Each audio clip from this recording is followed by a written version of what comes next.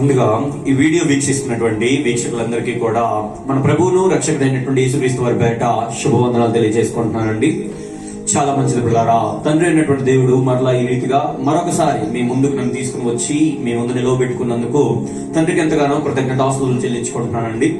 పిల్లరా, మరి ఈ రోజు చక్కని విషయాల్ని మరలా మీకు అందచేయడానికి నేను సిద్ధంగా ఉన్నాను. మరి గత మెసేజ్ లో మీ అందరి దగ్గరికి కూడా అసలు బైబిల్ ని మనం ఎందుకు నమ్మాలి అన్న విషయాన్ని మీ అందరి దగ్గరికి కూడా తీసుకుని వచ్చాను. అయితే ఈ రోజు నేను చెప్పబోతున్నటువంటి విషయం దేని గురించి అని మనం ఆలోచిస్తే, ఈ యొక్క ప్రశ్న కూడా క్రైస్తవుల్లో చాలా మందిలో ఉన్నటువంటి ప్రశ్న అండి. ఇది చాలా మందిలో ఉన్నటువంటి సందేహం. ఇది ఎలా అంటే, ఈ యొక్క బైబిల్ ని ఎలా అర్థం చేసుకోవాలి? మరి బైబిల్ అనేది చాలా కష్టంగా ఉంటుంది బ్రదర్, చాలా అర్థం కాదు బ్రదర్. మేము ఎంత చదువుతున్నా సరే ఏదో చదువుతున్నాం అన్నట్టుగా ఉంటాము, కానీ మరి దాన్ని అర్థం చేసుకోవడం ఎలా బ్రదర్ అని చెప్పేసి చాలా మంది నా దగ్గరికి ఒక ప్రశ్న తీసుకుని వచ్చారండి. మరి వారందరికీ కూడా ఇంతకు ముందు ఆన్సర్ తెలియచేశాను. మరి ఇప్పుడు మీరు చూస్తున్నటువంటి ఒక వీడియోలో మీ అందరికి కూడా ఈ యొక్క విషయాలను తెలియచేయాలని చెప్పేసి నేను ఆశపడుతూ ఉన్నాను. మరి దీన్ని ఎలా అర్థం చేసుకోవాలి మనము అంటే పిల్లరా, మరి మనం ముందుకు వెళ్ళిపోదాము. చిన్న ప్రార్థన చేసుకొని ఈ రోజు వాక్య భాగంలోకి మనం వెళ్దాం పిల్లరా. చిన్న ప్రార్థన చేసుకుందామండి. తల ఉంచినట్లయితే ప్రార్థన చేసుకుందాం. ప్రార్థన. పరిశుద్ధుడా, ప్రేమ కలిగిన మా తండ్రి, నీ ఘనమైన శ్రేష్టమైన నామానికి వేలాది వందనాలు, స్తోత్రాలు నాయన. తండ్రి, ఈ గడిచిన కాలం అంతే నాయన నీ కృపలో కాచి నీ రెక్కల నీళ్ళు భద్రపరుచుకుని నాయన, మరి ఈ రీతిగా మరొకసారి తండ్రి మమ్మల్ని అందరినీ కూడా జతపరిచినందుకు మీకు ఎంతగానో తండ్రి కృతజ్ఞతలు తెలియజేసుకుంటున్నాను నాయన. మరి తండ్రి, రోజు నీ పిల్లలతోటి మరి మీరు రాయించినటువంటి యొక్క పరిశుద్ధ గ్రంథాన్ని నాయన ఏ రీతిగా అర్థం చేసుకోవాలన్న విషయాలను తండ్రి మరి తెలియచేయాలని నేను ఆశపడుతూ ఉండగా, మరి నీ పిల్లలకి ఎలాంటి మాటలు అయితే అవసరమో ఏ విధంగా వాళ్ళు అర్థం చేసుకోగలుగుతారు ఆ మాటలని నా ద్వారా వారితో మాట్లాడి నాయన వారు నాయన యొక్క గ్రంథాన్ని చదివి నీ పరంగా జీవించుటకు తండ్రి సహాయం దయచేయమని మిమ్మల్ని వేడుకుంటున్నాను నాయన. అలాగే నేను చెప్పబోతూ ఉండగా నాయన చెప్పగల జ్ఞానాన్ని ఆత్మ నడిపింపు నాకు అందచేయండి. వెంటనే నీ పిల్లలు నాయన వాటిని అర్థం చేసుకోగల సమయోచితమైన జ్ఞానాన్ని నీ పిల్లలకు అందజేస్తారని కోరుకుంటూ మీ ప్రియకుమారుడును మా ప్రభు నేను యేసుక్రీస్తు నామమున ప్రార్థనను వినయంగడి వేడుకుంటున్నాం తండ్రి. ఆమేన్. చాలా మంచిది పిల్లరా. మరి ఈరోజు మనం ఆలోచించినట్లయితే ఈ యొక్క గ్రంథాన్ని మనం ఏ విధంగా అర్థం చేసుకోవాలన్న విషయాన్ని నేను తెలియచేయాలని అనుకుంటున్నాను. అయితే పిల్లరా, మరి దీన్ని నేను ఏ విధంగా మీ దగ్గర తీసుకుని వద్దామని అనుకుంటున్నాను అంటే, చాలా అర్థం చేసుకోవాల్సినటువంటి విషయం ఇది. మరి దీనిని మీకు నేను కొన్ని పాయింట్స్ రూపంలో మరి కొన్ని భాగాల రూపంలో మీ దగ్గరికి తీసుకురావాలని చెప్పేసి నేను ఆశపడుతూ ఉన్నాను. దాన్ని ఏ విధంగా నేను డివైడ్ చేస్తున్నాను అంటే, ముందుగా ఒక విషయాన్ని మీరు నేర్చుకోవాలి బైబిల్లో అంటే, ఎప్పుడు కూడా అసలుకి చాలా ముఖ్యమైనటువంటి విషయం బైబిల్ చదివేటప్పుడు మనం గుర్తుపెట్టుకోవాల్సింది, మరి యొక్క 66 పుస్తకాలు కలిగినటువంటి యొక్క బైబిల్లో మనం బాగా గుర్తుంచుకోవాల్సినటువంటి ఒక విషయం, బైబిల్ చదివేటప్పుడు మన మనసులో ఉంచుకోవాల్సినటువంటి ఒక విషయం ఏంటంటే, కాలాలు అని చెప్పేసి ఒకటి మనం గుర్తుపెట్టుకోవాలండి. కాలాలు. సో ఈ యొక్క కాలం గురించి ఖచ్చితంగా మనకు తెలియాలి. అనగానే మరి యొక్క బైబిల్ ని మరి రాసినటువంటి యొక్క వ్యక్తులు ఏ కాలానికి చెందినటువంటి వారు ఏ కాలపు వారికి ఆ యొక్క మాటలను రాస్తున్నారు అన్నది మనం ఖచ్చితంగా తెలుసుకోవాలి పిల్లరా. మరి ఏ కాలాలకు చెందేవారు అంటే ఈ యొక్క మాటలు కూడా ఏ కాలానికి చెందినవి అని చెప్పేసి మనం అర్థం చేసుకోవాలి అంటే, బైబిల్ ప్రకారంగా మరి నేను మీకు విపులంగా ఈ యొక్క విషయాల్ని మనం అర్థం చేయడం కోసం నేను ఎలా డివైడ్ చేశాను అంటే, ఈ విషయాల్ని మరి 3 భాగాలుగా డివైడ్ చేశానండి. అది ఏ విధంగా ఈ కాలాలు మనం డివైడ్ చేసుకుంటాము అంటే, ఈ యొక్క ధర్మశాస్త్రము అని చెప్పేసి మీరు అందరూ వినే ఉండి ఉంటారు. ధర్మశాస్త్రము ఎప్పుడు వచ్చిందయ్యా అని మనం ఆలోచిస్తే, మోషే గారి కాలంలో వచ్చిందండి. ఐగుప్తులో నుంచి ఒక చెరలో ఉన్నటువంటి ఇశ్రాయేలీలు బయటికి రప్పించిన తర్వాత మోషే గారు ఆ యొక్క పాలస్తీనా దేశానికి వాళ్ళని తోడుకొని వెళ్తున్నప్పుడు ఆ మధ్య కాలంలో ఇచ్చినటువంటివి మరి ఆజ్ఞలే ధర్మశాస్త్రము. మరి యొక్క మోషే గారి కాలంకి అంటే ఆ యొక్క ధర్మశాస్త్రం ఇవ్వక ముందు కాలం ఒకటి ఉందండి. మరి ఆ యొక్క కాలంలో ఉన్నటువంటి వారికి పరలోకం ఏ రీతిగా వస్తుంది అని మనం ఆలోచిస్తే, మరి ఆ యొక్క విషయాలు మనం తెలుసుకోవాలి కదండి. ఆ కాలం చెందినటువంటి వారికి ధర్మశాస్త్రం లేదు కదండి. మరి అలానే ఈ యొక్క ధర్మశాస్త్రంలో ఉన్నటువంటి వారికేమో ధర్మశాస్త్రాన్ని బట్టి మరి యొక్క పరలోకం వస్తుంది. మరి ఇంకోటి మనం ఆలోచించినట్లయితే పిల్లరా, ధర్మశాస్త్రం కొట్టివేయబడిన కాలము అని చెప్పేసి మరొక కాలం ఉందండి. మొత్తం కూడా 3 కాలాలు.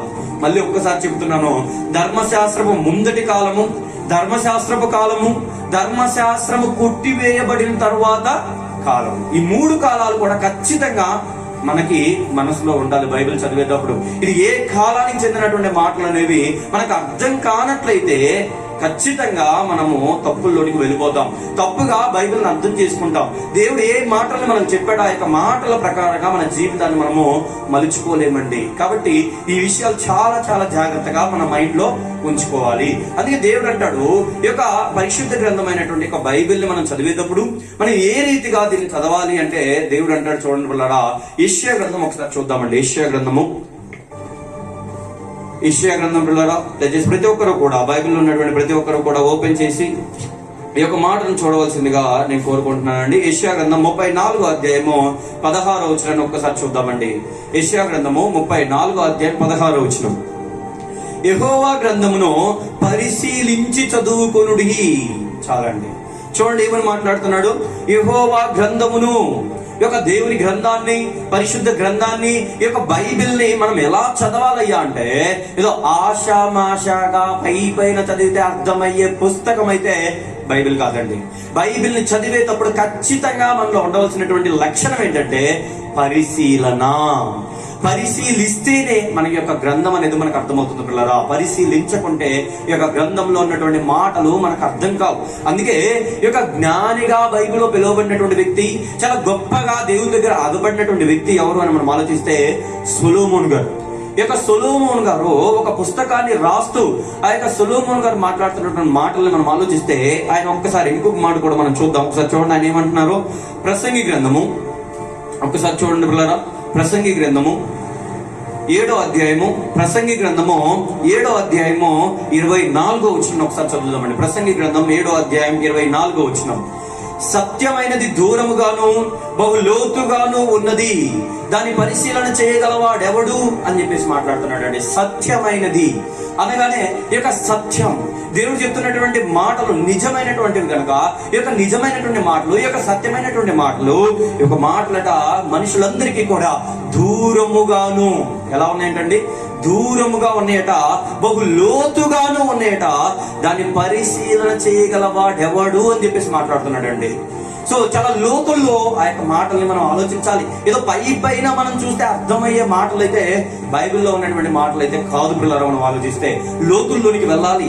మనందరికీ కూడా చాలా దూరం అయిపోయాయి. ఈ యొక్క మాటలు అర్థం చేసుకోలేక ఎంతో మంది క్రైస్తవ్యంలోనే బోధలు మార్చేసి తప్పుల్లోనికి వెళ్ళిపోతున్నటువంటి వారిగా కనబడుతున్నారు. బైబిల్లోనే ఒక విషయాల్ని దేవుడు ప్రస్తావించాడు. ఈ యొక్క బోధలు మారిపోయాయి, నన్ను ఆరాధించే పద్ధతి మారిపోయింది, నేనేం కోరుకున్నాను ఆ విషయాలు మనుషుల దగ్గరికి వెళ్ళట్లేదు అని చెప్పేసి దేవుడు మాట్లాడినట్టుగా మనం గ్రహించగలం పిల్లరా. అందుకే మరొక మాటను కూడా మీకు చూపించాలని నేను అనుకుంటున్నాను. మరి ఈ యొక్క దీనిని పరిశీలన చేయగలవాడు ఎవడు అని అడుగుతున్నాడంటే ఎవరు లేరా? చాలా తక్కువైపోయారా? ఖచ్చితమండి, చాలా తక్కువైపోయారు.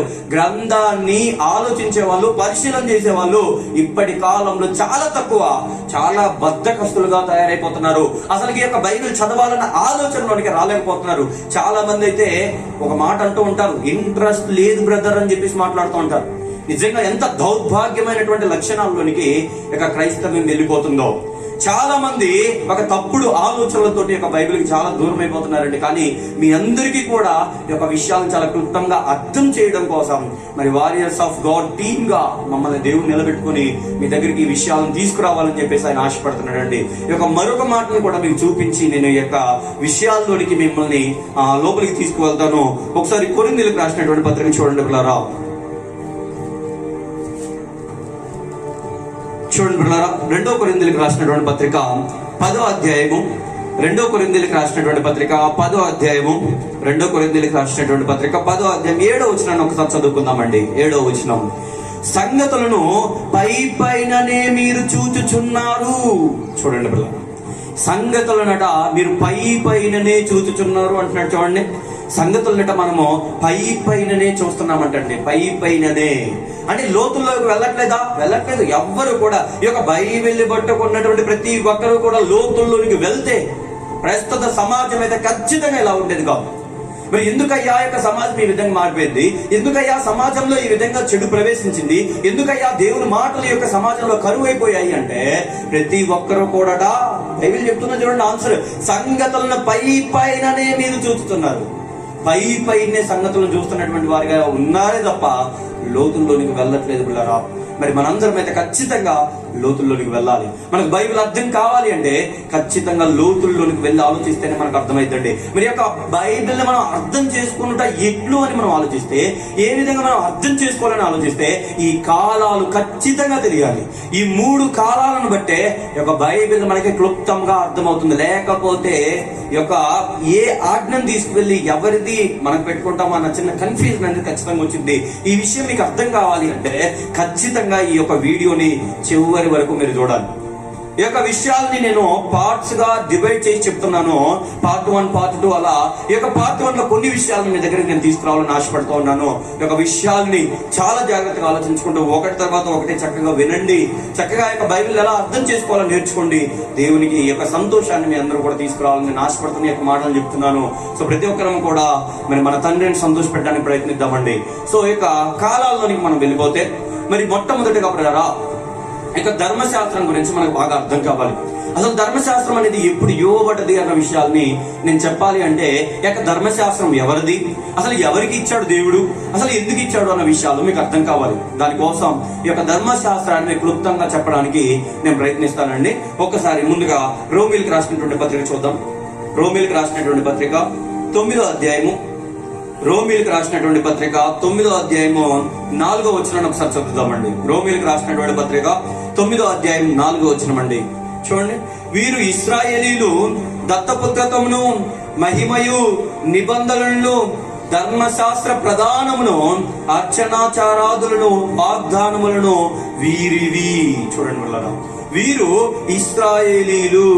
ఇదిగో చెప్తున్నాడు చూడండి, వీళ్ళు ఎవరయ్యా అని మనం ఆలోచిస్తే ఇశ్రాయేలీలు అట దత్తపుత్రత్వమును మహిమయు నిబంధనలను ధర్మశాస్త్ర ప్రధానమును. యొక్క ధర్మశాస్త్రాన్ని ప్రధానంగా ఎవరికి ఇచ్చాడు దేవుడు అని మనం ఆలోచిస్తే ఇదిగో ఈ యొక్క ఇశ్రాయేలీకి ఇచ్చినట్టుగా మనకు అర్థమవుతుంది. మరి యొక్క ఇశ్రాయేలీలు ఎవరు? చాలా మందికి ఈ యొక్క క్రైస్తవ్యంలోనే ఉన్నటువంటి వారికే ఈ యొక్క విషయం అర్థం కావట్లేదు. అసలు ఇశ్రాయేలీలు అంటే ఎవరు అన్న విషయమే బోధపడట్లేదు. మనం ఆలోచిస్తే నిజంగా ఇశ్రాయేలీలు ఎవరు అన్న సంగతి మనందరికీ కూడా తెలియాలి. ఒకసారి చూద్దామండి ఆ యొక్క విషయాల్ని. మనం ఆలోచిస్తే ఇశ్రాయేలీలు చాలా మంది ఏమంటూ ఉంటారు అంటే అబ్రహాం సంతానము అంటారండి. అబ్రహాం సంతానం అని చెప్పేసి నేను చెప్తున్నాను పిల్లరా, అబ్రహాం సంతానము ఇశ్రాయేలీలు కాదండి. అబ్రహాము సంతానంలో నుండి వచ్చినటువంటి వారు ఇశ్రాయేలీలు అండి. ఈ యొక్క మాట మీకు బాగా అర్థం కావాలి అంటే ఖచ్చితంగా కొంచెం లోతులోని మనం వెళ్ళాలి. అబ్రహాము సంతానం ఇశ్రాయేలీలు కాదు, అబ్రహాము సంతానంలో నుండి వచ్చినటువంటి వారు ఇశ్రాయేలీలు. ఏంటి అసలు ఈ మాటకు అర్థం మనం ఆలోచిస్తే ఒక్కసారి ఆది కాండంలోనికి వెళ్దాం పిల్లరా. ఆది కాండము ఒకసారి చూద్దాం. చూడండి, ఆది కాండము చూస్తే పిల్లరా మరి యొక్క అబ్రహాం గారికి ముందుగా మరి ఇస్మాయేలు అని చెప్పేసి ఒక కుమారుడు ఉంటాడు. ఎవరి ద్వారా అని మనం ఆలోచిస్తే షారాకు అప్పుడు పిల్లలు ఉండరు. అబ్రహాం గారి భార్య పేరు షారాయి. ఈ యొక్క షారాకు పిల్లలు లేనప్పుడు ఈ యొక్క షారా ఏమని చెప్తుంది అంటే తన పని మనిషిని, ఐగుప్తురాలైనటువంటి తన పని మనిషిని ఈ యొక్క పెళ్లి చేసుకుని తన ద్వారానైనా ఒక సంతానాన్ని మరి ఇవ్వమని చెప్పేసి తన అబ్రహాం గారిని అడిగినట్టుగా మనం చూస్తాము. ఆ యొక్క హాగరికి పుట్టినటువంటి కుమారుడే ఇస్మాయేలు. అయితే పిల్లరా మరి యొక్క దేవుడు అబ్రహాం గారికి అయితే ఒక వాగ్దానం చేస్తాడు. ఏమనంటే అయ్యా నీకు నేను త్వరలో కుమారుని ఇవ్వబోతున్నాను అని చెప్పేసి ఒక వాగ్దానం చేస్తాడు. అయితే ఈ యొక్క వాగ్దానం నెరవేర్పు ఎప్పుడు జరిగిద్దని మనం ఆలోచించినట్లయితే వాళ్ళు ముసలితనంలో ఉన్నప్పుడు జరిగిద్దండి. దేవుడు 75వ సంవత్సరంలో ఈ యొక్క అబ్రహాం గారు ఉన్నప్పుడు వాగ్దానం చేస్తే ఆ యొక్క వాగ్దానం నెరవేర్పు అనేది 100వ సంవత్సరంలో జరిగింది పిల్లలు. ఆ యొక్క విషయాన్ని మనం ఒకసారి చూస్తే ఆది కాండం 21వ అధ్యాయం ఒకసారి చూడండి. ఆది కాండం 21వ అధ్యాయము 1వ వచనం నుంచి చూద్దాం. యెహోవా తాను చెప్పిన ప్రకారము షారాను దర్శించెను. యెహోవా తాను ఇచ్చిన మాట చొప్పున షారాను గూర్చి చేసెను. చూడండి, యెహోవా తాను చెప్పిన ప్రకారం తాను ఏ రీతిగా అయితే చెప్పాడో మరి ఒక వాగ్దానాన్ని చేశాడు, కుమారుని ఇస్తానని చెప్పేసి ఆ యొక్క కుమారుని ఇచ్చినట్టుగా ఈ యొక్క దేవుడు చెప్పిన ప్రకారంగా శారాకు చేసినట్టుగా మనకు కనపడుతుంది. ఏంటయ్యా అది మనం ఆలోచిస్తే 2వ వచనంలో ఎట్లనగా అదేంటంటే దేవుడు అబ్రహాంతో చెప్పిన నిర్ణయ కాలంలో శారా గర్భవతి అతని ముసలితనమందు అతనికి కుమారుని కనిను. 3వ వచనం అప్పుడు అబ్రహాము తనకు పుట్టిన వాడును తనకి శారా కనిన వాడినైనా తన కుమారునికి ఇస్సాకు అని పేరు పెట్టును. చూడండి పిల్లలు, ఏమని పేరు పెడుతున్నాడట? ఇస్సాకు అని పేరు పెడుతున్నాడట. ఆ యొక్క అబ్రహాం గారికి శారాకి మరి వాగ్దానం ద్వారా పుట్టినటువంటి కుమారుడు ఇస్సాకు గారండి, ఇస్మాయిల్ గారు కాదు. మరి ఈ యొక్క ఇస్మాయిల్ ఎవరి సంతానం మనం ఆలోచిస్తే అబ్రహాం గారి సంతానమే కదండి. అబ్రహాం గారి సంతానం అయినప్పటికీ మరి యొక్క దేవుడు వాగ్దానం చేసి ఇచ్చినటువంటి కుమారుడు అయితే ఇస్మాయిల్ కాదు, ఇస్సాకు గారు. అయితే మరలా ఈ యొక్క ఇస్సాకుకి ఇద్దరు కుమారులు ఉంటారండి. ఈ యొక్క ఇస్సాకుకి ఇద్దరు కుమారులు. వాళ్ళల్లో మొట్టమొదటిది జ్యేష్ఠ పుత్రుడు ఎవరు అని మనం ఆలోచిస్తే ఏషావు గారు, మీ అందరికీ తెలుసు ఏషావు గారు. ఇక రెండో కుమారుడు ఎవరు అని మనం ఆలోచిస్తే యాకోబు గారండి. మొదటి కుమారుడేమో ఈ యొక్క ఏషావు గారు, రెండో కుమారుడేమో యాకోబు గారండి. అయితే ఈ యొక్క ఏషావు సంతానాన్ని బైబిల్ ఏమని అంటారు అంటే, ఒకసారి ఆ మాటను చూస్తే 36వ అధ్యాయం ఆదికాండము 36వ అధ్యాయము 9వ వచనాన్ని ఒకసారి చదువుదాం పిల్లరా. 9వ వచనం 36వ అధ్యాయము 9వ వచనం. షేయీరు మన్యంలో నివసించిన ఎదోమీయుల తండ్రి అయిన ఏషావు వంశావళి ఇదే. చూడండి, షేయీరు మన్యంలో నివసించిన ఎదోమీయుల తండ్రి అయిన ఏషావు వంశావళి ఇదే. ఎదోమీయుల తండ్రి అనగానే ఏషావు సంతానాన్ని ఏమని పిలుస్తారయ్యా అంటే, వారందరినీ కూడా సంతానం మొత్తాన్ని కూడా ఆ యొక్క వంశావళి అనేటువంటి పేరు ఏంటంటే ఎదోమీయులు, ఎదోమీయులు అంటారండి. అయితే మరి ఇక్కడి వరకు మనం చూసాం. ఇక్కడ వరకు చూసినటువంటి వారిలో ఇశ్రాయేల్ ఎక్కడా కూడా మనకు రాలేదు. మరి ఇశ్రాయేల్ ఎవరు అని మనం ఆలోచిస్తే పిల్లరా, ఒకసారి ఆదికాండము, ఇదే ఆదికాండం 35వ అధ్యాయం ఒకసారి చూస్తే 35వ అధ్యాయం ఆదికాండం 35వ అధ్యాయము 10వ వచనం ఒకసారి చూద్దామండి. 10వ వచనం. అప్పుడు దేవుడు అతనితో, నీ పేరు యాకోబు, ఇక మీదట నీ పేరు యాకోబు అనబడదు, నీ పేరు ఇశ్రాయేలు అని చెప్పి అతనికి ఇశ్రాయేలు అని పేరు పెట్టను. చూసారా? ఇదిగో యాకోబుకి ఒకానొక దినాన దేవుడు ప్రత్యక్షమే అంటున్నాడట, అయ్యా యాకోబు, నీ పేరు యాకోబు కదా, ఇక మీదట నీ పేరు యాకోబు అనబడదు. ఇక మీదట నేను ఏమని పేరుని మార్చుకుంటున్నానంటే, నీ పేరుని యాకోబు కాదు ఇశ్రాయేలు అని చెప్పేసి మార్చుకుంటున్నాను, ఇశ్రాయేలు అని చెప్పేసి మార్చుకుంటున్నానని చెప్పేసి పేరు మార్చాడు. ఇప్పుడు ఈ యొక్క యాకోబు సంతానం నుంచి వస్తున్నటువంటి ప్రతి ఒక్కరికి ఆ సంతానాన్ని మొత్తాన్ని కూడా ఏమని అంటారు అంటే ఇశ్రాయేలీలు అంటారండి. ఈ సంతానాన్ని ఇశ్రాయేలీలు అంటారు. మా యొక్క యాకోబు సంతానం మనందరికి అర్థమవుతుంది. అంటే ఈ యొక్క యాకోబు గారు ఎప్పుడు వచ్చినటువంటి వ్యక్తి? అబ్రహాము సంతానంలో నుండే వచ్చాడు. కానీ అబ్రహాముకి ఇదిగో ఈ యొక్క ఇస్మాయిల్ పుట్టాడు, ఇస్సాకు పుట్టాడు. కానీ యొక్క ఇస్మాయిల్ సంతానం మాత్రం ఇశ్రాయేల్ అవ్వట్లేదండి. మీరు అక్కడ గుర్తుపెట్టుకోవాలి ఆ విషయాన్ని. అలాగనే ఈ యొక్క ఇస్సాకు నుండి వచ్చినటువంటి ఇద్దరు కుమారులు ఉన్నారు. మళ్ళీ ఏషావు ఉన్నాడు, యాకోబు ఉన్నాడు. కానీ మళ్ళీ ఏషావు సంతానాన్ని ఇశ్రాయేలీలు అనరు. అందుకే నేను చెప్తున్నాను క్లారిటీగా, యాకోబు సంతానమే ఇశ్రాయేలీలు. మరి ఈ యొక్క యాకోబు ఎక్కడి నుండి వచ్చాడు, ఎవరిలో నుండి వచ్చాడు అంటే అబ్రహాంలో నుంచి వచ్చాడు. కాబట్టి ఈ యొక్క అబ్రహాం సంతానంలో నుండి వచ్చినటువంటి వారే ఇశ్రాయేలీలు. అర్థమైందండి ఒక మాట? సో అందరికి అర్థమైందని చెప్పేసి నేను అనుకుంటున్నాను. మనం ఆలోచిస్తే ఈ రీతిగా ఈ యొక్క ఇశ్రాయేలీలు అంటే ఎవరు అని మనం ఆలోచిస్తే, ఈ యొక్క యాకోబు సంతానము, ఇశ్రాయేలు సంతానము యొక్క ఇశ్రాయేలు. అయితే ఈ యొక్క ఇశ్రాయేలీలు ఏం జరిగింది అంటే, ఒకానొక కాలంలో మరి యొక్క యోసేపుని, యొక్క యాకోబు కుమారుల్లో ఒకడైనటువంటి యోసేపుని తన అన్న తమ్ములు మొత్తం కలిసి ఏం చేస్తారు అంటే వేరొకరికి అమ్మేస్తారు. ఒక ఐగుప్తు ప్రాంతానికి అమ్మేస్తారండి. అయితే అమ్మేసినప్పుడు ఈ యొక్క యోసేపు గారు ఐగుప్తుకి వెళ్ళిపోతాడు. అక్కడ ఒక పని చేసుకుంటూ ఉంటుంటాడు. అయితే ఈ యొక్క ఉన్నటువంటి యొక్క యాకోబు సంతానం మొత్తానికి కూడా, మిగతా అన్నదమ్ముల మొత్తాన్ని, యోసేపు వాళ్ళ అన్నదమ్ముల మొత్తానికి కూడా పెద్ద కరువు వచ్చినప్పుడు వీళ్ళు ఆ యొక్క మొత్తం వెతుక్కుంటూ ఆ యొక్క ఐగుప్తు ప్రాంతానికి వెళ్ళి యోసేపు దగ్గరే ఆ యొక్క కరువు వచ్చినప్పుడు ధాన్యం కావాలని చెప్పేసి వాళ్ళు అడగడం జరిగింది. అక్కడ వాళ్ళ ధాన్యం ఇవ్వాలి అంటే ఒక పనిని చేయించుకోవాలన్నట్టుగా, సో ఒక పనిని చేయించుకుంటూ ఉండడం, వీరు పని చేస్తుంటే వీళ్ళు ధాన్యం ఇవ్వడం, అలా దేంట్లోకి వెళ్ళిపోతారంటే ఈ యొక్క ఇశ్రాయేల్ మొత్తం కూడా ఐగుప్తీయుల కింద బానిసలుగా మారిపోతారండి. ఐగుప్తీయుల కింద బానిసలుగా మారిపోతారు. అయితే ఈ యొక్క బానిసలుగా మారిపోయిన తర్వాత మరి కొంతకాలానికి ఏం జరిగిందని మనం ఆలోచిస్తే, ఒకసారి నిర్గమకాండం చూడండి. నిర్గమకాండం 1వ అధ్యాయము 13వ వచనం ఒకసారి చూద్దాం. నిర్గమకాండం 1వ అధ్యాయం 13వ వచనం అండి. ఇశ్రాయేలీయుల చేత ఐగుప్తీయులు కఠినముగా సేవ చేయించుకుని ఇదిగో ఇశ్రాయేలు చేతట ఐగుప్తీయులు కఠినముగా సేవ చేయించుకుంటున్నారు. కఠినముగా చూడండి ఆ పదం వాడుతున్నాడంటే ఎంత దారుణంగా వాళ్ళు పని చేయించుకుంటూ బానిసలుగా వాళ్ళని పూర్తిగా ఇశ్రాయేలు చేసేసుకున్నారో మనకు అర్థమవుతుంది. ఇక 14వ వచనం చూస్తే వారు ఇశ్రాయేలు చేత చేయించుకున్న ప్రతి పని కఠినముగా ఉండెను. చూడండి వారు ఇశ్రాయేలు చేత చేయించుకున్న ప్రతి పని కూడా చాలా కఠినంగా ఉందంట. అది ఎలాంటి పనులు అంటే వారు జిగటమంటి పనిలోను, ఇటుకల పనిలోను, పొలములో చేయి ప్రతి పనిలోను కఠిన సేవ చేయించి వారి ప్రాణములను విసిగించిరి అని మాట్లాడుతున్నాడు. చూడండి వారి జిగటమంటి పని, ఇటుకల పని, పొలంలో చేయి పని, ప్రతి ఒక్క పనిలో కూడా వాళ్ళు పక్కనే ఉండి చేస్తారా చెయ్యరా అని చెప్పేసి చేపిస్తే వాళ్ళు చేస్తేనే వారికి భోజనం అన్నట్టుగా, వారికి ఆహారం అన్నట్టుగా, వారికి ధాన్యం అన్నట్టుగా ఒక బానిసత్వంలోనికి పూర్తిగా వారిని తీసుకుని వెళ్ళినటువంటి వారిగా ఐగుప్తీయులు కనపడుతున్నారు. అయితే కొంతకాలానికి ఇశ్రాయేలు మరి బాధలను తట్టుకోలేక, ఈ యొక్క పరిస్థితులను తట్టుకోలేక వారు దేవుని మొరపెట్టినటువంటి వారిగా కనబడతారండి. మనం ఆలోచిస్తే మనిషికి దేవుడు ఎప్పుడు గుర్తొస్తాడు అంటే అన్ని బాగుంటే దేవుడు ఎప్పటికీ గుర్తుకురాడుగా. మనకు తెలిసినటువంటి విషయమే. మనలో కూడా మనం ఆలోచిస్తే దేవుణ్ణి ఎప్పుడు మనం గుర్తు తెచ్చుకుంటామని మనం ఆలోచిస్తే అన్ని ఉంటే గుర్తు తెచ్చుకోం, కానీ ఏదైనా బాధ వచ్చిందంటే మాత్రం చాలు ఫస్ట్ దేవుని దగ్గరికి వెళ్ళిపోతాం. ఒక హాస్పిటల్లో పడిపోయామంటే చాలు దేవుడా నన్ను కాపాడు అని చెప్పి అప్పుడు గుర్తొస్తాడు దేవుడు. సో వీళ్ళకి కూడా యొక్క పరిస్థితులు వచ్చేసరికి ఇశ్రాయేలుకి దేవుడు గుర్తొచ్చాడట. ఒకసారి ఆ మాటలు మనం చూస్తే నిర్గమకాండము 2వ అధ్యాయం 23వ వచనం చూద్దాం. 2వ అధ్యాయం 23వ వచనం.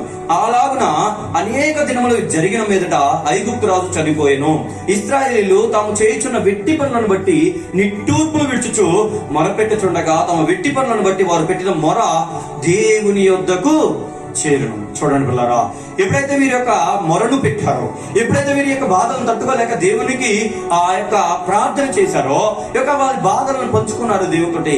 మరి దేవుని గురించి మనందరికీ తెలుసు పిల్లరా, ఆయన ఎంత ప్రేమామయుడు అంటే నిజంగా చూడండి, మనం ఆయన వైపు తిరిగితే చాలు ఆయన మన తట్టు తిరుగుతాడండి ఖచ్చితంగా. మరి ఇశ్రాయేలు పెట్టినటువంటి మొర, వాళ్ళు బాధపడుతూ చేసినటువంటి మొర, నిట్టూర్పులు విడిచిచు వేడుకున్నటువంటి ఆ యొక్క బాధని దేవుడు చూసినటువంటి వాడిగా వెంటనే ఆ యొక్క ప్రజల్ని ఆ బాధల్లో నుంచి బయటికి తీసుకురావాలి, మరలా ఈ రీతిగా వారిని తన ప్రజలుగా చేసుకోవాలి అని చెప్పేసి, వారిని దగ్గర తీసుకోవాలని చెప్పేసి దేవుడు ప్రయత్నించినప్పుడు మనం ఆలోచిస్తే పిల్లారా, మోషేని మరి దేవుడు పంపిస్తాడు. దగ్గర తీసుకోవాలనుకున్నాడు, వాళ్ళని నడిపించడానికి ఒకళ్ళు ఉండాలి ఖచ్చితంగా, మరి దగ్గర తీసుకురావాలంటే ఒకళ్ళు ఉండాలి ఖచ్చితంగా.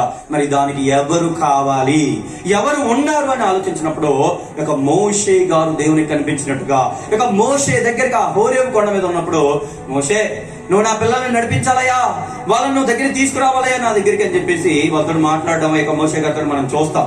నిర్గమకాండం 3వ అధ్యాయం 7వ వచనంలో ఆ యొక్క మాటను మనం చూడొచ్చు. 3వ అధ్యాయం 7వ వచనం అండి. మరియు యెహోవా ఇట్లనెను, నేను ఐగుప్తులో ఉన్న నా ప్రజల బాధను నిశ్చయముగా చూచితిని, పనుల్లో తమను కష్టపెట్టి వారిని బట్టి వారు పెట్టిన మొరను వింటిని, వారి దుఃఖములు నాకు తెలిసే ఉన్నవి. చూడండి దేవుడు మాట్లాడుతున్నాడు. ఇదిగో మోసే, నేను ఐగుప్తులో ఉన్న నా ప్రజల బాధ నిశ్చయంగా నేను చూశాను, నాకు తెలిసింది, వారు వింటటువంటి మొర నాకు వినిపించింది, నేను విన్నాను, నేను వారిని విడిపించాలని అనుకుంటున్నాను. 8వ వచనంలో తండ్రి చెప్తాడు చూడండి.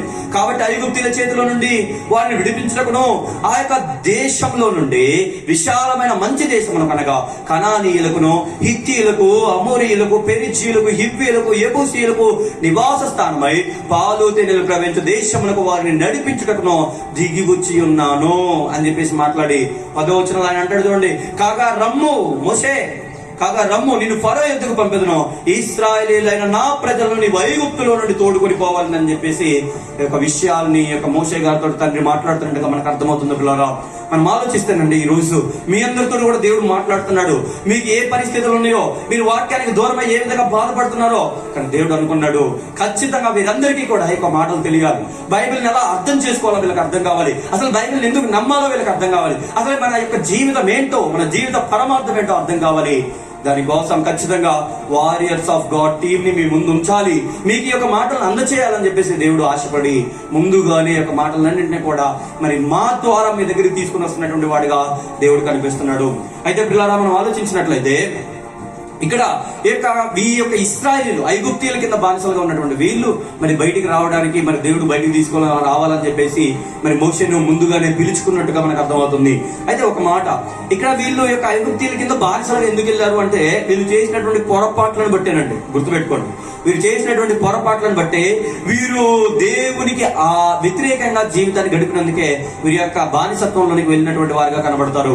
అయితే ఈ యొక్క బానిసత్వంలో ఉన్నటువంటి వీళ్ళు తెలుసుకొని, తమ తప్పు తాను తెలుసుకొని వెంటనే దేవుని దగ్గరికి వచ్చి పశ్చాత్తాపడి రియలైజ్ అయ్యి దేవుని వేడుకుంటున్నారు, మొరపెడుతున్నారు. అప్పుడు దేవుడు ఇక మోషే రావాలని ఇక వాళ్ళని నడిపించాలి అని చెప్పేసి వాళ్ళని ఇక తీసుకువెళ్తున్నప్పుడు పిల్లరా, మరి ఈ యొక్క ఫరో, ఐగుప్తు రాజుగా ఉన్నటువంటి ఫరో మాత్రం వీరిని బయటికి రానివ్వకుండా వీరిని బానిసత్వంలోనే ఉంచుకోవాలని చెప్పేసి ఇక ఫరో ఏం చేస్తాడు అంటే వాళ్ళని బయటికి రానివ్వడండి. చాలా కఠిన మనసుతోటే ఆ యొక్క వ్యక్తి ఉంటాడు. అప్పుడు దేవుడు మోషే గారి ద్వారా సుమారు ఒక 10 సూచక్రియల వరకు కూడా మరి అక్కడ చేస్తాడు. ఒకటి మనం ఆలోచించినట్లయితే ఒక నీళ్లు ఎరుపు రంగులోకి రావడం అయితేనేమి, ఒకటి కప్పలను పంపించడం అయితేనేమి, ఒకటి మిడతలు పంపించడం అయితేనేమి, ఇలా రకరకాల ఒక సూచక్రియలు అనేవి వారి దగ్గర చేయడం, వారిని రీతిగా బయటికి నడిపించాలని చెప్పేసి ఆయన అనుకున్నప్పుడు ఆ 10 సూచక్రియలు చేయించినప్పుడు, అది ముందు సూచక్రియ జరిగించినప్పుడు మరి ఫరో వెంటనే తీసుకువెళ్ళు అంటాడు. కానీ మళ్ళీ తన హృదయాన్ని కఠినపరుచుకుని నేను పంపేయను అంటాడు. మళ్ళీ రెండవది, అలా మూడవది, అలా నాలుగవది, అలా 10 సూచక్రియలు సుమారుగా జరిగినప్పటికీ కూడా ఫరో హృదయం అనేది కఠినంగానే ఉంటది. అయితే చివరికి మరి యొక్క తీసుకువెళ్ళండి అని చెప్పేసి మోసే గారికి సెలవు ఇచ్చినప్పుడు ఆవిడ మోసే ఆ జనాంగాన్ని తీసుకువెళ్తూ ఉంటాడు. మరి యొక్క ప్రాంతం నుంచి విడిపించుకుని ఆ యొక్క ఐగుప్తులో ఉన్నటువంటి ఆ బానిసత్వంలో నుంచి వాళ్ళు బయటకు వస్తున్నప్పుడు మరి వాళ్ళు ఆ యొక్క పాలు తేనెలు ప్రపంచ దేశానికి వెళ్ళాలి అనుకున్నప్పుడు పిల్లరా, మధ్యలో ఏం జరిగింది అంటే ఒక పెద్ద ఎర్ర సముద్రం అనేది అడ్డు వచ్చింది. మీ అందరికి తెలుసు పిల్లరా, పెద్ద ఎర్ర సముద్రం అనేది వీళ్ళకి అడ్డు వచ్చింది. ఈ అడ్డు వచ్చినప్పుడు ఏం జరిగిద్ది అని మనం ఆలోచించినట్లయితే వీళ్ళందరూ కూడా అనుకుంటారు, చాలా ఒక వ్యతిరేకతని దేవునికి చూపెడతారు. ఐగుప్తులో సమాధులు లేవని మమ్మల్ని ఇక్కడికి తీసుకొని వచ్చారా అని చెప్పేసి మాట్లాడుతూ ఉంటారు వీళ్ళు.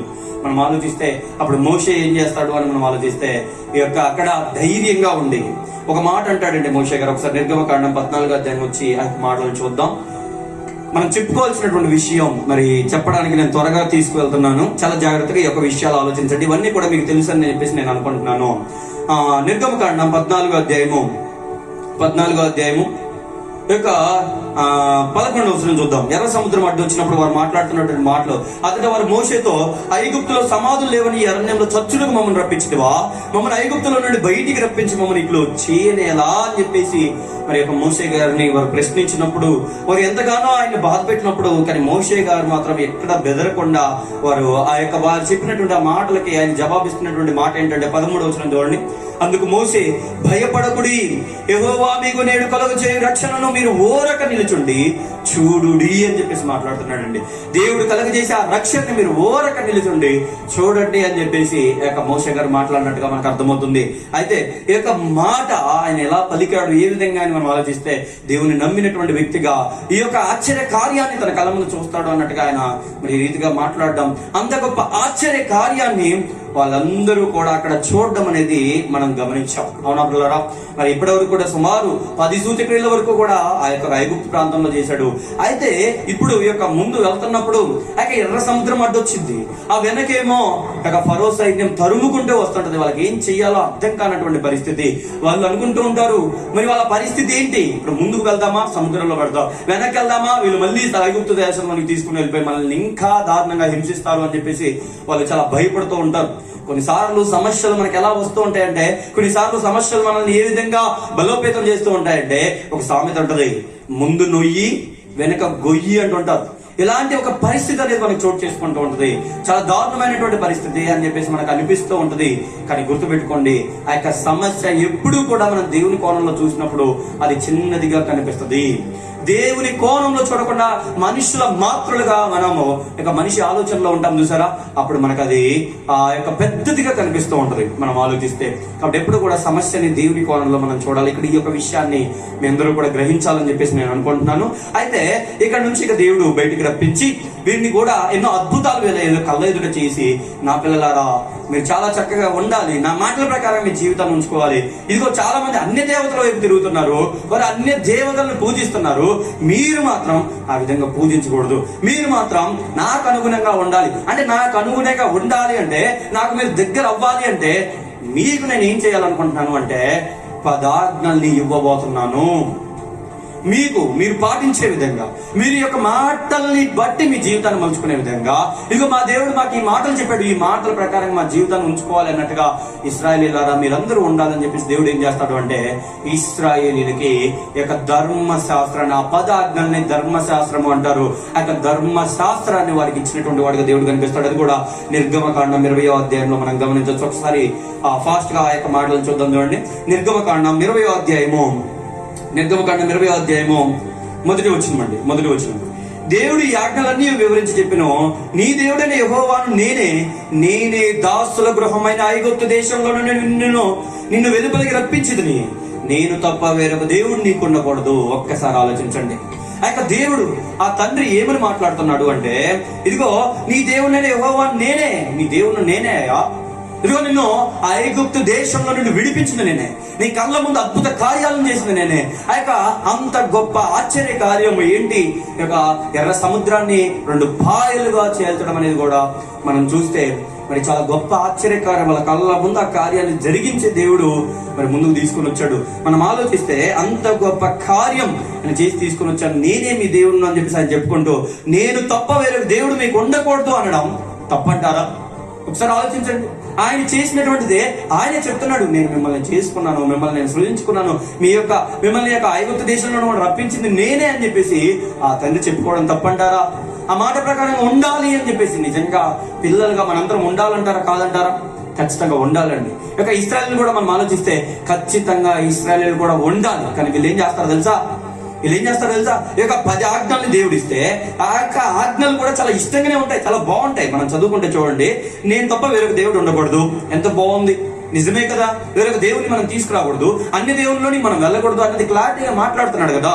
ఇక 2వ విషయం 4వ వచనం చూడండి, ఆ పైన ఆకాశం అందే కానీ, క్రింద భూమి అందే కానీ, భూమి క్రింద నీళ్ళ అందే కానీ ఇటు దేని రూపంనైనను విగ్రహంనైనను నీవు చేసుకునకూడదు, వాటికి సాగిలు పడకూడదు, వాటిని పూజింపకూడదు.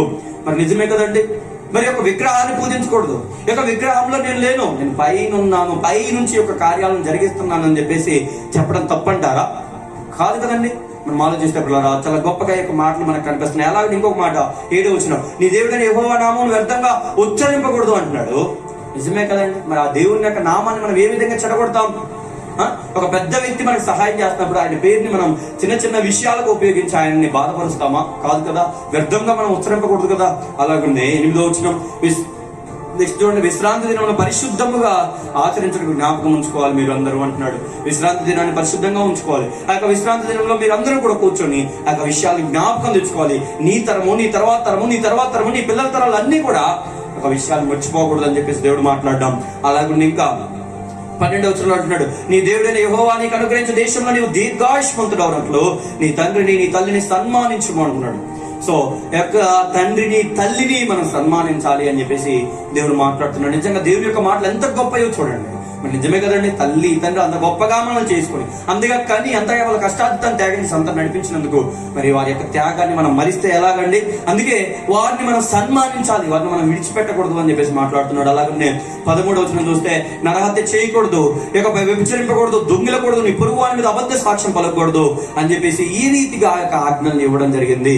మరి కరెక్టే కదా పిల్లలు? ఇవన్నీ మనం ఆలోచిస్తే అవన్నీ కూడా పాటించదగినవే కదండి. కానీ వాళ్ళు ఏం చేస్తారు తెలుసా?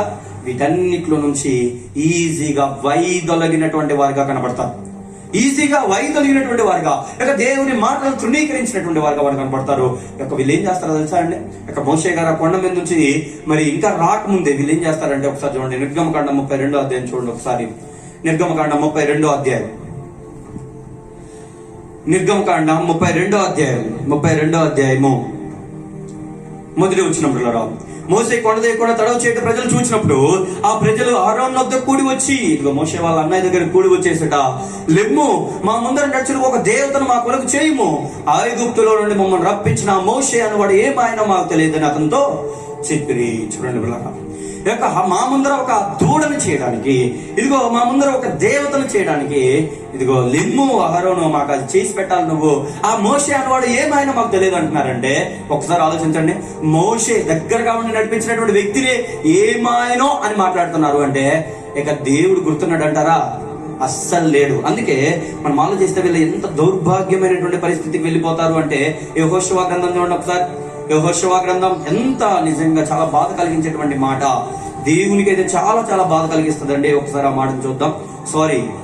న్యాయాధిపతుల గ్రంథం అండి. న్యాయాధిపతుల గ్రంథము 2వ అధ్యాయము. న్యాయాధిపతుల గ్రంథం 2వ అధ్యాయం 10వ వచనం అండి. 2వ అధ్యాయం 10వ వచనం. 2వ అధ్యాయం 10వ వచనం అండి. ఆ తరం వారందరూ తమ పితరుల యొద్దకు చేర్చబడి వారి తర్వాత యెహోవా ఆయన ఇశ్రాయేలు కొరకు చేసిన కార్యములను ఎరుగని తరం ఒకటి పుట్టగా. చూసారా, నువ్వు ఇశ్రాయేలీయులను ఆ యొక్క దేవుడు వారి కొరకు చేసినటువంటి ఆ యొక్క కార్యములనైనను, దేవుడు వారి కొరకు చేసినటువంటి కార్యములనైనను, యొక్క దేవులనైనను కార్యములనైనా రెండింటిని ఎరుగనటువంటి ఒక తరం పుట్టింది అంటే, మీరు ఒకసారి ఆలోచించండి. ఎంతగా వాళ్ళు దేవుని విడిచిపెట్టేశారో, ఎంతగా వారు దేవుని యొక్క ఆజ్ఞలు తృణీకరించారో మీకు అర్థమైపోవాలి. దేవుడు దగ్గర తీసుకోవాలని చెప్పేసి యొక్క ఆజ్ఞలు వాళ్ళకి ఇచ్చాడు. అవి కూడా ఒక 10 ఆజ్ఞలు. ఇలా మీరు ఉండాలి, ఇలా మీరు నడుచుకోవాలి, ఈ విధంగా ఉండాలి, నేను మీ దేవుడును అని చెప్పేసి ఆయన తనను దగ్గర చేసుకోవడానికి, తన పిల్లలను దగ్గర తీసుకోవడానికి యొక్క ఆజ్ఞలు ఇచ్చినటువంటి వాడుగా కనబడుతున్నాడు. అయితే వీరేం చేస్తారంటే పిల్లరా, మరి యొక్క మాటలను అర్థం చేసుకోలేనటువంటి వారిగా, ఆ యొక్క లోపల ఉన్నటువంటి భావాలను అర్థం చేసుకోలేనటువంటి వారిగా, ఆ యొక్క ఆజ్ఞలను తృణీకరించినటువంటి వారిగా, ఆ యొక్క మాటలు విడిచిపెట్టినటువంటి వారిగా మనకు కనబడతారు. అయితే పిల్లరా, అప్పుడు దేవుడు ఏం చేస్తాడు అంటే, మరి ఈ యొక్క ధర్మశాస్త్రాన్ని వారి దగ్గర నుంచి తీసివేసి ఒక కొత్త నిబంధనని వీరందరికీ కూడా నేను ఇవ్వాలి. వీరిని దగ్గర తీసుకుందామని చెప్పేసి నేను ప్రయత్నించినప్పటికీ వీరి దగ్గరికి రావట్లేదు కనుక, వీరు ఇంకా అజ్ఞానంలో బ్రతుకుతున్నారు కనుక, వీరు ఇంకా అన్ని దేవతల వైపు మొగ్గు చూపుతున్నారు కనుక, నా యొక్క మాటలను పూర్తిగా వదిలేశారు కనుక, అదే అంటాడు చూడండి. అక్కడ మనం ఆలోచిస్తే 2వ అధ్యాయం, ఇదే 2వ అధ్యాయము 11వ వచనం. ఇశ్రాయేలీయులు యెహోవా కన్నుల ఎదుట కీడు చేసి ఐగుప్తు దేశం నుండి వారు రప్పించిన తమ పితరుల దేవుడైన యెహోవాను విసర్జించి బయలు దేవతలను పూజించి తమ చుట్టూ నుండి జనుల దేవతల్లో ఇతర దేవతలను అనుసరించబడి నమస్కరించి యెహోవాకు కోపం పుట్టించి అని మాట్లాడుతున్నాడు చూడండి. ఇక బయలు దేవతలను పూజిస్తున్నారంట.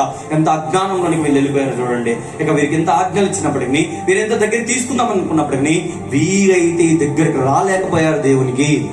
అందుకని చెప్పి దేవుడు అంటాడు, ఒక్కసారి ఇర్మియా గ్రంథం చూడండి. ఒక్కసారి పిల్లరా, ఇర్మియా గ్రంథం 31వ అధ్యాయం. ఇర్మియా గ్రంథం 31వ అధ్యాయము 31వ వచనం అండి. 31వ అధ్యాయం 31వ వచనం. ఇదిగో నేను ఇశ్రాయేలు వారితోను యోధా వారితోను క్రొత్త నిబంధన చేయు దినములు వచ్చుతున్నవి, ఇదే యెహోవా వాక్కు. అది ఐగుప్తులో నుండి వారిని రప్పించటకై నేను వారిని చెయ్యి పట్టుకుని దినమున వారి పితరులతో నేను చేసిన నిబంధన వంటిది కాదు. చూడండి ఏమని మాట్లాడుతున్నాడు చూడండి. ఇదిగో క్రొత్త నిబంధన, ఇశ్రాయేలు వార్తను యూదా వార్తను క్రొత్త నిబంధన చేయ దినములు వచ్చుతున్నవి. ఇదిగో యొక్క ధర్మశాస్త్రాన్ని నేను ఇచ్చాను, కానీ వాళ్ళు చాలా కఠినంగా భావించారు, చాలా కష్టతరముగా భావించారు. వాళ్ళకి యొక్క ఆజ్ఞలు పాటించాలన్న ఆలోచనలు విడిచిపెట్టారు కనుక వారితోటి యొక్క ధర్మశాస్త్రాన్ని నేను ఉంచను, వారితో నేను క్రొత్త నిబంధన చేసుకుంటాను. అది ఎలాంటిది అంటే చూడండి, అది ఐగుప్తుల నుండి వారిని రప్పించడకై నేను వారిని చెయ్యి పట్టుకొనిన దినమున, పై చెయ్యి పట్టుకున్నటువంటి దినమున వారికి ఇచ్చినటువంటి పాత నిబంధన కాదు అంటాడు చూడండి. పట్టుకునే దినమున వారి పితరులతో నేను చేసిన నిబంధన వంటిది కాదు, ధర్మశాస్త్రం కాదు. ఇప్పుడు ఆయన ఇవ్వబోతుంది క్రొత్త నిబంధన. క్రొత్త నిబంధన ఇవ్వబోతున్నాడు. ఈ యొక్క ధర్మశాస్త్రాన్ని ఆయన ఏం చేస్తున్నాడంటే కొట్టి వేస్తున్నాడు. మనం ఆలోచిస్తే ఆ యొక్క మాట కూడా మీకు చూపెడతాను బ్రదర్. ఆ యొక్క మాటను కూడా మనం చూస్తే ఒకసారి చూడండి. ఎఫెసీయులకు రాసినటువంటి పత్రిక 2వ అధ్యాయము. ఎఫెసీయులకు రాసినటువంటి పత్రిక 2వ అధ్యాయము ఇదిగో 13వ వచనం అండి. 13వ వచనం.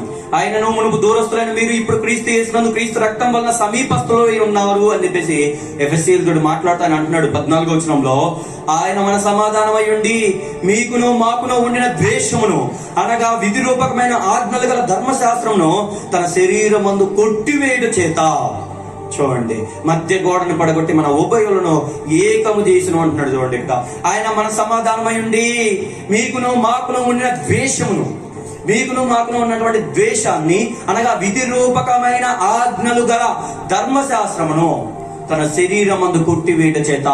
ధర్మశాస్త్రాన్ని ఏం చేస్తున్నాడు అని చెప్పేసి ఇక్కడ అర్థమవుతుంది మనకి. కొట్టివేస్తున్నాడు. కొట్టివేసి ఆ యొక్క ధర్మశాస్త్రాన్ని కొట్టివేసి ఇప్పుడు ఒక కొత్త నిబంధనని బయటికి తీసుకొని వచ్చాడు. ఇక క్రొత్త నిబంధనలోని మన అందరినీ కూడా రప్పించాడు. ఇప్పుడు పాత నిబంధన క్రింద మనం లేము. మనందరం ఇప్పుడు క్రొత్త నిబంధనలోకి అడుగు పెట్టాం. ఇప్పుడు క్రొత్త నిబంధన పాటించవలసినటువంటి వారంగా మనం ఉన్నాం. ఇప్పుడు ఒక్కసారి పైన నేను ఈ యొక్క విషయాలను చెప్పుకుంటూ వచ్చాను, కానీ మీకు త్వరలో ఈ యొక్క విషయాలన్నింటినీ కూడా లోతుల్లో నేను మాట్లాడతాను. మీకు కొంచెం అర్థం కావడం కోసం, ఒక ఐడియా కోసం ఈ యొక్క విషయాలు నేను చెప్పుకుంటూ వచ్చాను. ఒక్కసారి ఆలోచిద్దాం. ఏమిటి ధర్మశాస్త్రం ముందటి కాలం అనగానే మోషే గారు ఇశ్రాయేలుకి ధర్మశాస్త్రం ఇవ్వనంత వరకు కూడా వారు మరి యొక్క ధర్మశాస్త్రం ఉందా? లేదు కదా. మరి దేవుడు వారికి పరలోకాన్ని ఏ విధంగా ఇస్తాడని మనం ఆలోచిస్తే వారికి పై నుండి దేవుడు మాట్లాడేవాడు. ఒక ఆదామ వల్ల చూడండి, వారికి ధర్మశాస్త్రం ఉందా? పై నుండి మాట్లాడాడు. ఆ పండు తినొద్దు అని చెప్పాడు, కానీ వాళ్ళు తిన్నారు. అంటే దాన్ని బట్టి వాళ్ళు ఒక ఆజ్ఞాతి క్రమానికి వాళ్ళు దారి తీశారు, తప్పు చేశారు, పాపంలో పడిపోయారు మనం ఆలోచిస్తే. కాబట్టి ఇలా యొక్క ఆదాము దగ్గర నుంచి మరి మోషే గారి కాలంలో ఆ ధర్మశాస్త్రం ఇవ్వనంత ముందు వరకు కూడా ఒక కాలంలో వాళ్ళు నడిచారు. వాళ్ళకి ధర్మశాస్త్రం లేదండి, వాళ్ళకి ధర్మశాస్త్రం లేదు. వారికి దేవుడు పైనుంచి మాట్లాడేవాడు, ఆ మాటలను బట్టి వారు నడుచుకునేవారు. ఇప్పుడు నోవా గారిని మనం ఆలోచిస్తే నోవా గారికి ఓడ చేసుకోమని చెప్పాడు, ఇదిగో ఆయన చేసుకున్నాడు. దానికైనా ధర్మశాస్త్రం ఉందా? లేదు. అది ధర్మశాస్త్రం ముందటి కాలము. తర్వాత ఈ యొక్క ధర్మశాస్త్రం ఇవ్వబడినటువంటి కాలం. నెక్స్ట్ ఈ యొక్క మోషే గారు మరి యొక్క అడుగు పెట్టినటువంటి కాలం. ఆ యొక్క ఇశ్రాయేలు మొత్తాన్ని కూడా ఐగుప్తు చెరలో నుంచి పాలస్తీనా దేశంలోని తీసుకువెళ్ళబోయే ఆ టైంలో సుమారు 40 సంవత్సరాలు ఆ మధ్యలో నడిపిస్తే, ఆ మధ్యలో వాళ్ళకి ఇవ్వబడినటువంటి గ్రంథమే, అంటే వాళ్ళకి ఇవ్వబడినటువంటి ఆజ్ఞలే ధర్మశాస్త్రము. మరి కొన్ని ఆజ్ఞలు ఇచ్చే విధంగా ఉండాలని చెప్పాడు, అది ధర్మశాస్త్రము. ఆ తర్వాత ఈ యొక్క యేసు క్రీస్తు వారు వచ్చిన తర్వాత, క్రీస్తు రక్తం చిందించిన తర్వాత ఏం జరిగిందో తెలుసా అండి? ఒక క్రొత్త నిబంధనని భూమి మీద ప్రవేశపెట్టాడు. మనందరం ఇప్పుడు పాటించవలసింది ఏంటంటే క్రొత్త నిబంధన. ధర్మశాస్త్రం ఇప్పుడు కొట్టివేయబడింది. అందుకే యేసుక్రీస్తు వారి మాటలలో కూడా ఒక చిన్న మాట చూపెడతాను. ఈ యొక్క పార్ట్లో ఒక చిన్న మాట చూపెడతాను. ఒకసారి మత్తయి సువార్త చూడండి. మత్తయి సువార్త 5వ అధ్యాయము. మత్తయి సువార్త 5వ అధ్యాయము. మత్తయి సువార్త 5వ అధ్యాయము 21వ వచనం అండి. 21వ వచనం. నరహత్య చేయవద్దు, నరహత్య చేయబడు విమర్శకులు నేను పూర్వీకులతో చెప్పండి మాట మీరు విన్నారు కదా. చూడండి, నరహత్య చేయవద్దు. ఇదిగో ఈ మాట మనం విన్నాం ఏంటంటే ఈ యొక్క ధర్మశాస్త్రంలో ఈ మాట ఉంది. ఇది మీ పూర్వీకులతో చెప్పబడినటువంటి మాట మీరు విన్నారు కదా అని చెప్పేసి 22వ వచనంలో ఆయన అంటున్నాడు. చూడండి, నేను మీతో చెప్పినదేమనగా తన సహోదరుని మీద కోపపడు ప్రతివాడు విమర్శకు లోనగును. అప్పుడు నరహత్య చేయవద్దని చెప్పాడు, కానీ ఇప్పుడు అసలుకి కోపమే పడకూడదని చెప్తున్నాడు. చూడండి, ఇప్పుడు ఆజ్ఞలు మారిపోయాయి. మీరు ఆలోచిస్తే ధర్మశాస్త్రం కొట్టివేయబడింది. చాలా జాగ్రత్తగా ఈ విషయాల్ని మీరందరూ కూడా ఆలోచించాలి. ఏమండి, బైబిల్ని చదివేటప్పుడు ఈ యొక్క మాటల్ని చాలా చాలా జాగ్రత్తగా మన మనసులో పెట్టుకోవాలి. ఏ కాలానికి చెందినటువంటి మాటలు అనేది మనం గుర్తుపెట్టుకోవాలి. ఇప్పుడు నరహత్య చేస్తేనే తప్పు అన్నట్టుగా మనం ఆలోచిస్తే దేవుడు ఇప్పుడు క్రొత్త నిబంధనలు ఏం ఆజ్ఞించాడు తెలుసా? అసలుకి కోపమే పడకూడదు అన్నాడు. నువ్వు ఇంకా నరహత్య దగ్గరే ఆగిపోయావనుకో ఎంత తప్పైంది ఒకసారి ఆలోచించండి. ఇప్పుడు కొత్త నిబంధనలోనికి వచ్చి మనం ఆలోచించాలి. అంటే కాలాన్ని బట్టి మనం ఏం చేయాలి? బైబిల్ని అర్థం చేసుకోవాలి. ఇప్పుడు ఆ ధర్మశాస్త్రం ముందటి కాలంలో ఉన్న వాళ్ళకి అవి ఆజ్ఞలు, వాళ్ళకి పైనుంచి మాట్లాడడం. కానీ ధర్మశాస్త్రం వచ్చిన వాళ్ళకి, ధర్మశాస్త్రంలో ఉన్నటువంటి వారికి అవి వాళ్ళకి పరీక్ష, అవి వాళ్ళకి ఆజ్ఞలు. కానీ ఇప్పుడు ధర్మశాస్త్రం కాదు, ధర్మశాస్త్రం కొట్టివేయబడింది. ఇప్పుడు మనం మారిపోయాం. ఇప్పుడు మనం కొత్త నిబంధనలోనికి అడుగు పెట్టేశాం. ఇప్పుడు మనం అందరం పాటించాల్సింది క్రొత్త నిబంధన. అర్థమైందని చెప్పేసి నేను అనుకుంటున్నాను. కాబట్టి 3 కాలాలు: ధర్మశాస్త్రం ముందటి కాలం, ధర్మశాస్త్రపు కాలం, ధర్మశాస్త్రం కొట్టివేయబడిన తర్వాత కాలం. ఈ 3 కాలాలను ఖచ్చితంగా మన మైండ్ లో ఉంచుకొని బైబిల్ చదవాలి. ఆ మాటలు ఎవరికి చెప్తున్నారు అన్నది, దీన్ని ఇంకా నేను క్లుప్తంగా మరొక పార్ట్లో మేము ముందుకు తీసుకొని వస్తాను. అందరికి అర్థమైందని చెప్పేసి నేను అనుకుంటున్నాను. పిల్లరా, తలలో ఉంచినట్లయితే ప్రార్థన చేసుకుందామండి. తలలో ఉంచినట్లయితే ప్రార్థన చేసుకుందాం. ప్రార్థన.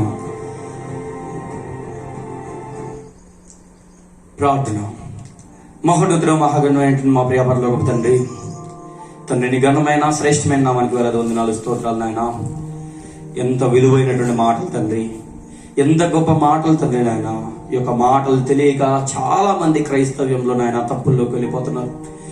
ఏ కాలానికి చెందినటువంటి మాటలు అర్థం చేసుకోలేక నాయన నీ యొక్క గ్రంథాన్ని సరిగా నాయన మరి అర్థం చేసుకోలేక పడిపోతున్నటువంటి వారుగా చాలా మంది పిల్లలు కనిపిస్తున్నారు తండ్రి. కానీ నాయన మరి ఈ రీతిగా నన్ను నిలువబెట్టుకుని నీ యొక్క మాటలని వారికి తెలియజేస్తున్నందుకు నాయన మీకు ఎంతగానో తండ్రి కృతజ్ఞతలు తెలియజేసుకుంటున్నాను నాయన.